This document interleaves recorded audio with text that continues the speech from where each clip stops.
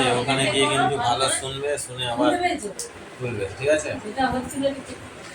প্রথম 19 November, 19 November দিনটা আমাদের কাছে কিন্তু খুবই একটা পবিত্র দিন।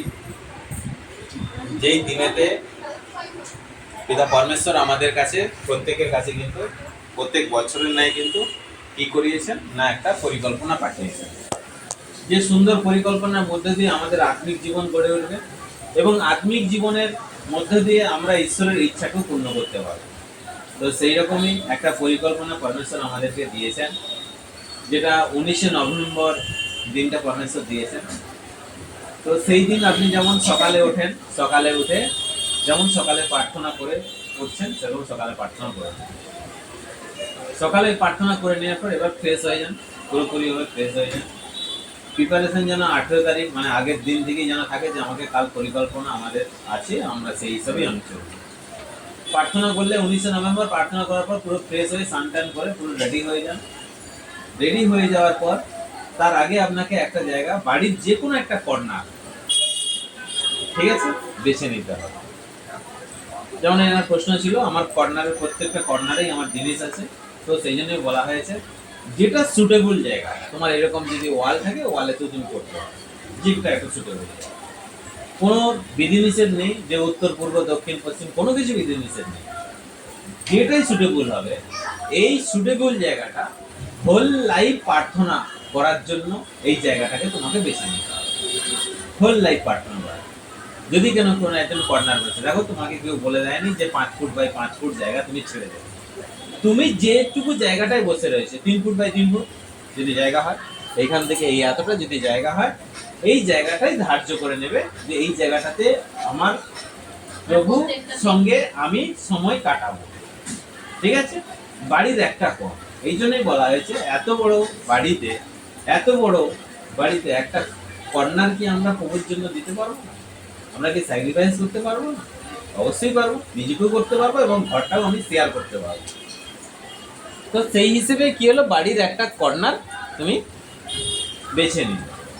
এবার ওই কর্নারে যখন বসলে, এবার বসতে হবে, ওই কর্নারটা যখন বেছে নিলে, যখন তুমি প্রার্থনা করবে প্রত্যেককে প্রার্থনা করার জল দেয়া হবে, ঠিক আছে? প্রত্যেককে প্রার্থনা করা জল, ক্রুশ অঙ্কিত করার জন্য প্রার্থনা করা জল দেওয়া হবে।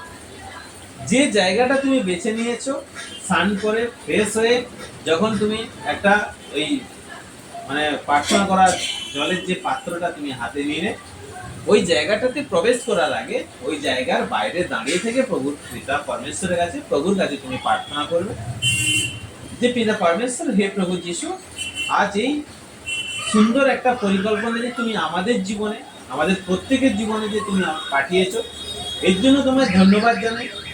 এই পবিত্র দিনটা আজ সূচি হয়ে উঠুক এই পাপময় জীবনের উপরে, সূচি হয়ে উঠুক পাপময় জীবনের উপরে। প্রভু, যে পরিকল্পনা তুমি দিয়েছো, এই পরিকল্পনার মধ্যে দিয়ে আমি হাঁটতে চাই, চলতে চাই এবং তোমার আশীর্বাদ আমি সঙ্গে নিয়ে বাকি দিনগুলো আমি চলতে চাই, বাকি দিনগুলো চলতে চাই। তো পিতা পরমেশ্বর, হে প্রভু যিশু, যে এই যে পবিত্র স্থানে আমি প্রবেশ করছি, এই পবিত্র স্থানে থেকেই আমি সারা জীবন তোমার আরাধনার মধ্যে আমি মগ্ন হতে চাই।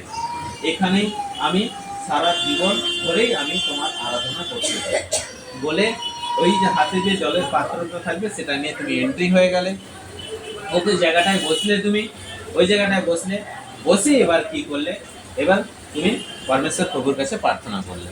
প্রার্থনা করলে কি হবে, আবার রিপিটলি ওই প্রার্থনাটাকে নিয়ে আসতে পারো যে প্রভু, এই পবিত্র স্থানেতে তুমি আমায় যে বসিয়েছো এর জন্য তোমায় ধন্যবাদ জানাই।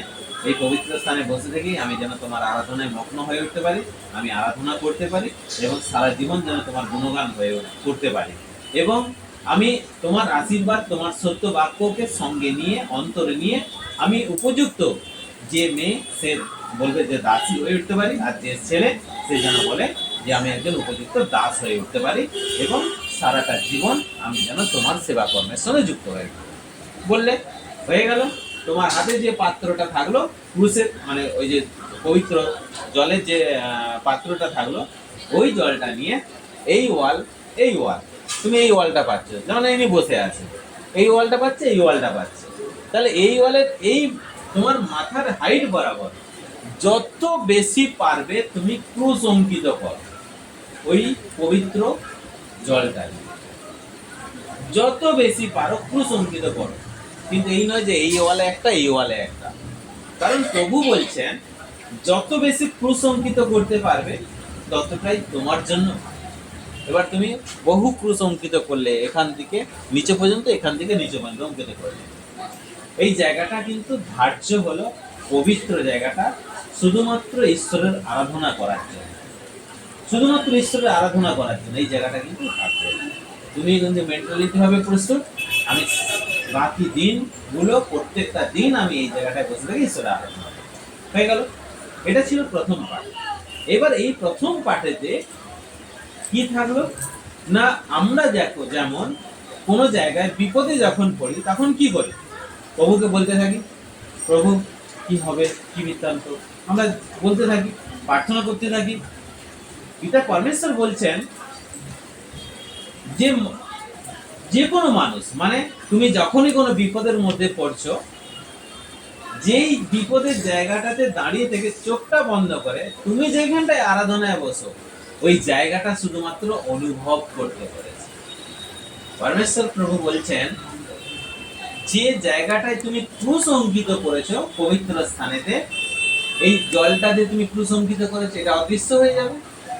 আগে আমরা লঘু দিয়ে অঙ্কিত করেছিলাম অয়েল দিয়ে, সেই জন্য আজও ঘরেতে চমক দেয়। জলটা কি হবে, অদৃশ্য হবে। বলছে পরমেশ্বর প্রভু বলছেন যে এই অদৃশ্যমান ক্রুশ এক অদ্ভুত জ্যোতি নিয়ে তোমার জীবনে তুমি যেখানেই বিপদে পড়ো না কেন এই অদৃশ্যমান ক্রুশ অগম্য জ্যোতি হয়ে তোমাকে সুরক্ষা দিয়ে দেয়। যে কোনো দিন যে কোনো মুহূর্তে তুমি যদি বিপদে আপদে পড়ো, কিচ্ছু নয়, শুধু চোখটা বন্ধ করে তোমার পবিত্র স্থানটা তুমি অনুভব করো। এখানের যে অদৃশ্য ক্রুশ অগম্য জ্যোতি হয়ে তোমাকে বিপদে আপদে তোমাকে সুরক্ষিত করবে। শুধু অনুভব, শুধু অনুভব। পরমেশ্বর প্রভু বলছে আমি একটা আঁচ আমি আমার সন্তানের গায়ে আসতে পারি। Hallelujah, hallelujah, hallelujah, hallelujah. এটা ছিল ফার্স্ট পার্ট। এইবার দ্বিতীয় পার্টটা থাকছে কি, যারা সুসমাচার প্রচারক, যারা আত্মিকভাবে গড়তে চায়, যাদের মেন্টালিটি প্রস্তুত করে নিয়েছে যে আমি আত্মিকে গড়বো, আত্মিক একটা ডিসিশন নিয়েছে, তাদের জন্য থাকছে কি সকাল 8টা থেকে 12টা পর্যন্ত। ঠিক আছে, সকাল 8টা থেকে 12টা পর্যন্ত টাইম নির্ধারণ করা আছে। এই টাইমের মধ্যে তোমার যা কিছু তোমার ঈশ্বরের কাছে তোমার জানানো, মানে ফার্স্ট হচ্ছে আত্মিক, প্রভু আমি এইভাবে চলতে চাই, প্রভু আমি একজন উপযুক্ত দাসী হতে চাই, একজন উপযুক্ত দাস হতে চাই, তোমার সেবা কর্ম করতে চাই, ধরতের বুকে তোমার নাম এগিয়ে নিয়ে যেতে চাই। প্রভু তুমি আমায় জ্ঞান দাও, বুদ্ধি দাও, পবিত্র জ্ঞান পবিত্র বুদ্ধির মধ্যে দিয়ে আমি যেন নিজেকে প্রস্তুত করে নিতে পারি, অন্তরাত্মা যেন আমার তরতাজা হয়ে থাকতে পারে। এইভাবে তোমার আত্মিকের যা কিছু তোমার মনের আশা তুমি সমস্ত কিছু ঈশ্বরের সামনে তুলে দাও। এরপরে থাকছে কি, যখন আত্মিক যা কিছু আসা সমস্ত ঈশ্বরের কাছে তুলে যাওয়ার পর এবার তুমি করছি কি না, জাগতিক যা কিছু যদি কিছু প্রবলেম থাকে সেগুলো তুমি বলতে পারো, সেগুলো বলতে পারো। 8টা থেকে 12টা এবার ঈশ্বর কি করবে না, এই সমস্ত আর্জির ঝুলিটা নিবে, যেটা তোমার মানে পরমেশ্বর যেটা রাখার সেটা রাখবে, আর পরমেশ্বর যেটা বাদ দেওয়ার সেটা কিন্তু বাদ দিয়ে দেবে। ঠিক আছে, যে আত্মিকে গড়ে উঠতে চায় সেকেন্ড পর্যায়ে হচ্ছে তাদের জন্য 8টা থেকে 12টা। বুঝতে পেরেছো, 8টা থেকে 12টা যা কিছু আর্জি জানানোর, যা কিছু তুমি যেভাবে ঈশ্বরের কাছে নিজেকে প্রকাশ করতে চাইছো, যেভাবে নিজেকে তুলতে চাইছো, যেভাবে মানে তোমার মনে যা কিছু আকাঙ্ক্ষা আছে সব কিছুতে তুমি 8টা থেকে 12টা না কন্টিনিউ করো, চলো ঠিক আছে, 8টা থেকে 12। ঠিক আছে, এবার মনে করো কেউ যদি টয়লেটে যেতে পারে, যদি এসে যেন অনুমতি নিয়ে যাও, অনুমতি নিয়ে আবার ঢোকো। ঠিক আছে, এইবার থাকলো কি, কেউ মনে করো সাপোজ মনে করো সে বললো যে আমার এত কিছু কিভাবে বলবো, কিভাবে কি করবো, অনেকেই আছে তাহলে সে কিন্তু হচ্ছে কি প্রথম কাজটা করে নেবে, ঘরের পবিত্র স্থানের জায়গাটাকে সিলেক্ট করে নেবে। দ্বিতীয়টা সে খাটছে না, মানে দ্বিতীয়টা সে করছে না, তাহলে দ্বিতীয়টা না করছে, যে দ্বিতীয় করবে তাদের জন্য হচ্ছে বেটার টাইম হচ্ছে 7:30 থেকে প্রবেশ। 7:30 থেকে এন্ট্রি নাও, 7:30 থেকে শুরু করো, পবিত্র স্থান জায়গা করে নাও, করে নিয়ে 8টা থেকে তোমার পরমেশ্বর যাবে। এবার আমি কেন বলছি, তুমি সকালে একটা প্রার্থনা করে নে, মানে এই পবিত্র স্থানের জায়গাটা করে নে, এটা করতে বেশিক্ষণ সময় লাগবে না, আমি ম্যাক্সিমাম ধরলাম আধা ঘন্টা লাগলো। তুমি 6:30 উঠলে, 6:30 বা 7টায় উঠে তুমি বসে গেলে, তুমি করলে 7:30 বেজে গেল, আধা ঘন্টা করবে কি? বা কেউ 6:30 করলো, 7টা বাজলো, 1 ঘন্টা, 8টার দিকে পরমেশ্বর বলে দিয়েছে, তাহলে 1 ঘন্টা করবে কি? প্রথম যে ফার্স্ট যে পার্টটা, এর কোনো টাইমিংস নেই।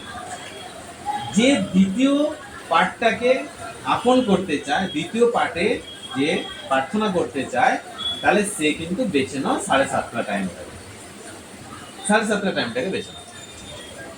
বোঝা গিয়েছে? তাহলে দ্বিতীয় পার্ট হয়ে গেল।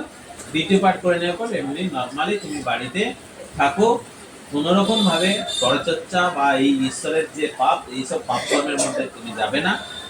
সারাদিন তুমি বাইবেল পড়ো, আরাধনা করো, ভজন করো, এটা করো, এইভাবে নিজেকে চালাও। চালিয়ে নেওয়ার পর রাত্রি 10টা হচ্ছে আমাদের কাছে একটা মানে বিশাল বড় একটা, মানে কি বলবো, বিশাল বড় মানে থার্ড পরিকল্পনা হচ্ছে আমাদের কাছে একটা, আদমিকে গড়ে ওঠা বলো আর নিজেকে ঈশ্বরের সংস্পর্শে নিয়ে যাওয়া বলো, এই হচ্ছে থার্ড পরিকল্পনা। রাত্রি 10টা থেকে শুরু হবে। এবার 10টা থেকে শুরু যখন হচ্ছে, তুমি ওই জায়গাটাই বসে থেকে তুমি কিন্তু প্রার্থনা করবে। রাত্রি 10টায়, রাত্রি 10টায় যখন তুমি এই জায়গায় বসে থেকে যখন প্রার্থনা করছো, প্রার্থনা করার সময় যেমন প্রার্থনা নর্মাল যা যা প্রার্থনা আছে সব কিছু করলে, সব কিছু করলে, ঠিক আছে? করার পর কালকে একটা বাক্য ইউটিউবে আপলোড দেবে। এটা তোমার কাছে 9-10 দিন সময় পেয়ে যাচ্ছে, ঠিক আছে? 8-9 দিন সময় পাচ্ছ।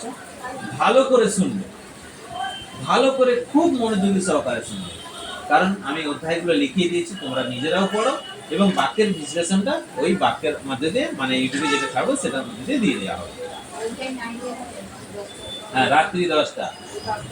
রাত ওই বাক্যটা নয়, ওই বাক্যকে ভালো করে মনোযোগী সহকারে শোনো এবং পড়ো, পড়ে ঈশ্বরের কাছে তবে নিজেকে প্রকাশ করতে পারবে, নিজেকে খুলতে পারবে, ঠিক আছে? কারণ পরমেশ্বর এখানে আমাদেরকে ইনভাইট করেছে, যে পরমেশ্বর বলেছেন বা নিমন্ত্রণ দিয়েছেন যে তুমি আমাকে ভালোবাসা দিয়ে আমাকে আসবে জড়িয়ে দাও, সমস্ত পাপ ছাড়ো আর ভালোবাসা দিয়ে নিজেকে জড়িয়ে দাও, আমাকে জড়িয়ে দাও।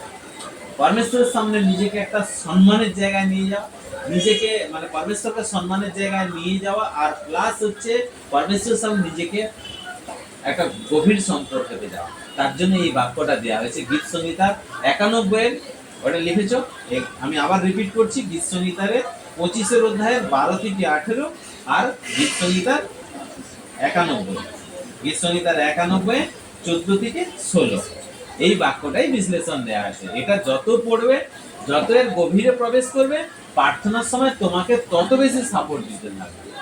সম্পূর্ণ হলো, সবকিছু হয়ে যাওয়ার পর মানে রাত্রি 10টার পর থেকে, রাত্রি 10টার পর থেকে, রাত্রি 10টার পর থেকে যে নর্মাল প্রত্যেকদিন যা প্রার্থনা করো সব প্রার্থনা করবে, এবং এই যে যে বাক্যটা বলে দেওয়া হলো এটা ভালো করে পড়বে এবং এর বিশ্লেষণটা ভালো করে শুনবে ইউটিউবে, ঠিক আছে? হ্যাঁ, শুনবে। শোনার পর কি হবে না, তোমাকে প্রচুর পরিমাণে সাপোর্ট দেবে ঈশ্বরের মানে সান্নিধ্যে যাওয়ার এই বাক্যটা। এবার তুমি নিজেকে প্রকাশ করতে পারবে, নিজেকে অনেক কিছু পরমেশ্বরের সামনে বলতে পারবে, নিজেকে পরমেশ্বরের কাছে জড়িয়ে ধরতে পারবে, পরমেশ্বরের পবিত্র যে মানে বাক্য বা পরমেশ্বরের পবিত্র যে মানে বা স্বর্গদূত যাই হোক না কেন, অনেক কিছু হতে পারে জীবনের ক্ষেত্রে। এবং এটা হতে হতে তোমাদের জীবনে কিন্তু দর্শন আসবে। সেই দর্শনটা হচ্ছে এটা, যে প্রভু যিশুকে যখন ক্রুশবিদ্ধ করা হয়েছিল, আমরা ফটোতে পিকচারে দেখেছি, সেই ফটো পিকচারে দেখেছি ক্রুশবিদ্ধ পা দেখেছি, আমরা দর্শন দেখেছি, হ্যাঁ প্রভু ক্রুশবিদ্ধ পা দেখেছি, এটা দেখেছি, ওটা দেখেছি, অনুভব করেছি। কিন্তু এটা হবে কি, এটা একটা সম্পূর্ণ আলাদা, মানে একটা জীবন্ত মানুষের কে ক্রুশবিদ্ধ করলে বা জীবন্ত মানুষকে আঘাত করলে তার শরীরের অঙ্গ যেমন নড়ে, পাটা যেমন নড়ে, তুমি কিন্তু সচক্ষে তুমি কিন্তু দর্শন করতে পারবে সেই ক্রুশবিদ্ধ পা সে মুভ করছে, মানে নড়ছে, তুমি সেটা বুঝতে পারবে। কিন্তু সেই সময় কিন্তু অনেক কিছু তোমার কষ্ট হতে পারে, অনেক কিছু তোমার মধ্যে বেদনা আসতে পারে, অনেক কিছু তোমার মধ্যে মানে কান্নাও আসতে পারে। এবং সঙ্গে কি হবে, যখন এই পাটা তুমি দর্শন করছো, দর্শন করার সাথে সাথে কি হবে না, ক্রুশ থেকে প্রভুকে যে ক্রুশবিদ্ধ করা হয়েছিল, ক্রুশ থেকে আওয়াজ ভেসে আসবে, পরিষ্কার তুমি বুঝতে পারবে, আওয়াজ ভেসে আসবে, পরিষ্কার ভাবে বুঝতে পারবে। কারণ কেন না, প্রভুকে যখন হাতের উপরে পেরেক দিয়ে যখন ক্রুশবিদ্ধ করা হয়েছিল, যে আওয়াজ, যে কষ্টটা তুমি পরিষ্কার বুঝতে পারবে। সেই সময় তুমি হয়তো কেঁপেই যেতে পারো, তোমার গা শিউরে উঠতে পারে, তোমার অন্তরে অনেক কিছু হতে পারে, স্পন্দন বেড়ে যেতে পারে, তোমার হার্টবিট বাড়তে পারে, ঠিক আছে? ভয় পেও না, কোনো কিছু হবে না, কিন্তু নিজেকে ওই স্থান থেকে ফিরিয়ে নিয়ে আসো না। অনেকেই বলবে ওরে ভাবরে এরকম, মানে আচম্বিত হয়ে যেতে পারে, চোখ খুলে নিতে পারে, প্রার্থনা থেকে কুইট হয়ে যেতে বেরিয়ে আসতে পারে, অনেক কিছু করে নিতে পারে, কিন্তু না, ওখান থেকে বেরিয়ে আসো না। পরমেশ্বর প্রভু এটা, প্রভু যিশু এটাই বোঝাতে চাইছে যে আমাকে পাপের কারণে ক্রুশবিদ্ধ করা হয়েছে, আজ পুনরায় যদি তুমি পাপ করো আমাকেই আঘাত খেতে হবে। সেই আঘাত, সেই আওয়াজ, সেই কষ্ট তোমাকে রিয়েলাইজ করাবে, তোমাকে তোমাকে সেখানে বুঝিয়ে দেবে যে আমার কতটা, একটা মানুষের কতটা কষ্ট হয়েছিল। আমি তো একজন মানব, তোমারই মতো মানব ছিলাম, আমার কতটা কষ্ট ছিল আমাকে পরিষ্কার বুঝিয়ে দেবে। সেই সময়ের পরিস্থিতিটা মানে বহু কিছু হতে পারে, বহু কিছু হতে পারে, ঠিক আছে? তবে একটা জিনিস তোমাদেরকে বলছি, পরিকল্পনা অবশ্যই কমপ্লিট করো, এবং এর কোনো লিমিটেশন নেই। 10টা থেকে যে শুরু হলো, এর কোনো লিমিটেশন নেই। সেটা 12টাও হতে পারে, একটাও হতে পারে, দুটো হতে পারে, কেউ যদি মনে করেন সারাতে করতে হবে, কোনো লিমিট নেই, কোনো কিছু নেই, ঠিক আছে? এই পরিকল্পনা কমপ্লিট করবে। আমি ঈশ্বরের উপর দৃঢ় বিশ্বাসী, আমি বলছি যে মানুষের জীবনে 3টে প্রবলেম মানুষকে মানে ঘিরে রেখে দিয়েছে। এক পারিবারিক, দ্বিতীয় আর্থিক, তৃতীয় হচ্ছে শারীরিক। 3টে প্রবলেম থেকে এই পরিকল্পনা যারাই সিদ্ধ করবে, যারাই কমপ্লিট করতে পারবে, এই পরিকল্পনার মধ্য দিয়ে তাদের জীবনে 3টে সমস্যা থেকে তারা বেরিয়ে যেতে পারবে। আমেন। আমেন। আমেন। আমেন। এটা থেকে কিন্তু সে বেরিয়ে যেতে পারবে পুরোপুরি। না, নর্মাল যেমন বসে আসে, নর্মাল যেমন বসে আসে। আমার প্রভু এত কষ্ট দেয় না, হাঁটু মুড়ে এত, অনেক সময় হবে হাঁটু মুড়ে করতে পারবো না, এটা অনেক আগে যে প্রার্থনাগুলো আমরা করেছি। হ্যাঁ, অবশ্যই। তারপরে নর্মাল বসে তুমি এই জায়গাটা, এই যে বাক্য যেটা শুনবে এবং পড়বে, এবং চেষ্টা করো, আমি চেষ্টা করো, প্রচেষ্টা করো, মানে একবারে নিজেকে হারিয়ে দাও। এখানে যে বাক্যতে লেখা রয়েছে যে ভালোবাসা দিয়ে তুমি আমাকে আঁকড়ে ধরো। পরমেশ্বর ইনভাইট করেছে, নিমন্ত্রণ পাঠিয়েছে, পাপ ছাড়ো, পরমেশ্বরকে আঁকড়ে ধরে নাও। পরমেশ্বর বলে দেয় না যে তুমি পাপ ছেড়ে দাও, তুমি রাস্তায় রাস্তায় ঘোরো, পবিত্র হও, তারপর আমি দেখছি, চিন্তা করছি, ভাবছি, তোমাকে আমি আঁকড়ে ধরবো বা তোমাকে আমি কাছে টানবো কি টানবো না। পরমেশ্বর কিন্তু এটা বলে, পরমেশ্বর বলে দিয়েছে তুমি পাপ ছেড়ে দাও আর তুমি আমার কাছে চলে আসো। সেই জন্য আজকের পর থেকে আমাদের চিন্তাধারা এটা হোক প্রত্যেকের জীবনে, যে আমরা যেমন বলতাম যে প্রভু আমার সঙ্গে আছে, কিচ্ছু হবে না, আজকের পর থেকে আমাদের চিন্তাধারা এটা যেন হয় যে আমি যেহেতু পাপ ছেড়ে দিয়েছি, আমি প্রভুর কাছে গিয়েছি, আজ থেকে আমি প্রভুর কাছে, আমার জীবনে যাই প্রবলেম আসুক, যাই সমস্যা আসুক, প্রভু আমি প্রভুর সঙ্গে আছি, আমার জীবনে কিচ্ছু হবে। Hallelujah, hallelujah, hallelujah, hallelujah, hallelujah. আমার জীবনে কিচ্ছু হবে। ঈশ্বরের উপরে ভরসা করো, ঈশ্বরের উপরে ভরসা করতেছে, ঠিক আছে? বলো, এই এটা নিয়েই তো এতক্ষণ লড়াই চলছে সব। হ্যাঁ, হ্যাঁ, করতে হবে। বিছানার সাইডে যদি কর্নারটা করবে, রেগুলার যদি ওখানে প্রার্থনা করতে হবে। তবে দেখো মশা থেকে সাবধান, প্রার্থনা করতে গিয়ে যেন না আবার এই মশা কামড়ায়, এটা হয়। অনেকেই আবার বসে গেল, তারপরে মনে এলো প্রার্থনা করতে গেলে ও যা প্রিপারেশন যা কিছু করার, যা কিছু প্রিপারেশন আগে থেকে করো, আগে থেকে করো। ঠিক আছে? বোঝা গিয়েছে কৌশিকদা? আচ্ছা, হ্যাঁ? 7:30 থেকে যেটা বললেন হুম। বিষয়টা, মানে 7:30 থেকে আধা ঘন্টা নিলাম এই জায়গাটা শুচিশুদ্ধ পবিত্রতা কুসংকিত এটা করার জন্য 8টা পর্যন্ত।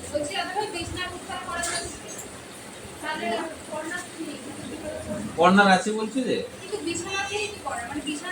বিছানার উপর, খাটের উপর বলছি। বিছানায় কর্নার, মানে খাট আছে, খাটের কোণ, খাটের কোণ, খাটের মধ্যে খাটের ওপরে কোন কোণ, হ্যাঁ। না খাটের মানে এই এতটা খাটে, হ্যাঁ এই